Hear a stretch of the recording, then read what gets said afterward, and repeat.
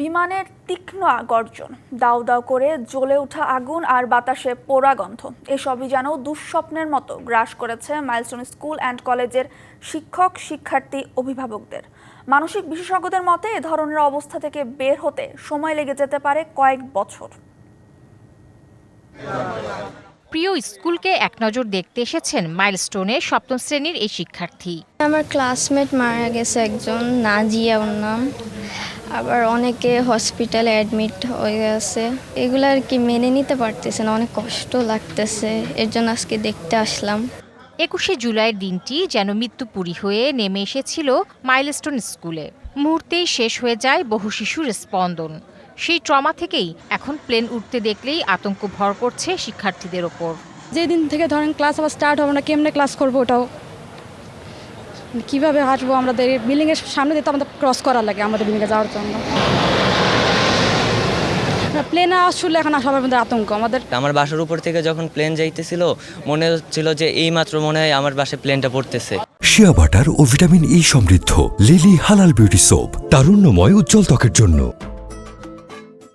শিক্ষা প্রতিষ্ঠানে বিধ্বস্ত বিমান পড়ে এত বড় প্রাণহানির ঘটনা দেশের ইতিহাসে বিরল।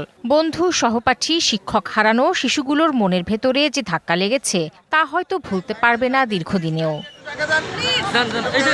এই দুঃস্বপ্ন থেকে বেরিয়ে মানসিক স্বাস্থ্য রক্ষাও এক চ্যালেঞ্জ বলছেন মানসিক চিকিৎসকরা। এই যে ট্রমা থেকে বের হয়ে সাধারণ অবস্থায় ফেরত এসে তার যে স্বাভাবিক লেখাপড়াতে সে মনোনিবেশ করবে, এই ব্যাপারটা কিন্তু এতটাই সহজ না। আমরা বলি যে কয়েক মাস থেকে কয়েক বছর পর্যন্ত লেগে যেতে পারে। শিক্ষক, শিক্ষার্থী, অভিভাবকদের মানসিক সহায়তা দিতে কিছু সুনির্দিষ্ট পরামর্শ দেন তিনি। যিনি ভিকটিম, যিনি ট্রমাটাইজড হচ্ছেন, কষ্ট পাচ্ছেন, তিনি প্রাইভেটলি যোগাযোগ করতে পারেন। এই যে বারবার যে মাথার মধ্যে চিন্তাগুলো আসছে, ফ্ল্যাশব্যাক হচ্ছে, এই চিন্তাগুলো কমানোর জন্য কিছু ওষুধ দেওয়া যেতে পারে। স্কুলে যে এক্ষেত্রে আমরা বিভিন্ন ট্রেনিংগুলো আয়োজন করতে পারি, যে স্কুলের মধ্যে তাদের সাথে কথা বলি, সেখানে কিন্তু বেরিয়ে আসবে যে কারা কারা মানসিক ট্রমার মধ্যে আছেন, কাদেরকে মানসিক সাপোর্ট লাগবে। আমরা স্কুলের টিচার যারা আছে, যারা গার্জিয়ান যারা আছে, তাদেরকে আমরা আলাদা করে ট্রেনিং করছি, যারা হয়তো সরাসরি ভিকটিম হয়নি, কিন্তু এই ক্ষেত্রেও পরোক্ষভাবেও তারা কিন্তু মানসিকভাবে ট্রমাটাইজড হচ্ছেন।